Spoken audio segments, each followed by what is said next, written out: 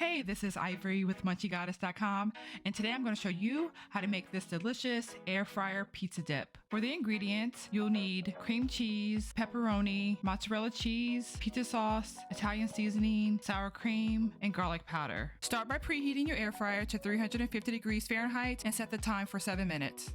To a large bowl, go ahead and mix together the cream cheese, sour cream, and seasonings.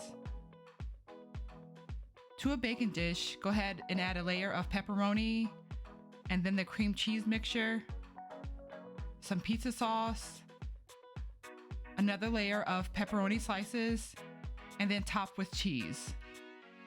Add to the air fryer and cook for 12 minutes, and be sure to check on it halfway through. Once it's done, go ahead and remove it from the air fryer, let it cool down for a bit, and then enjoy with your favorite dipper.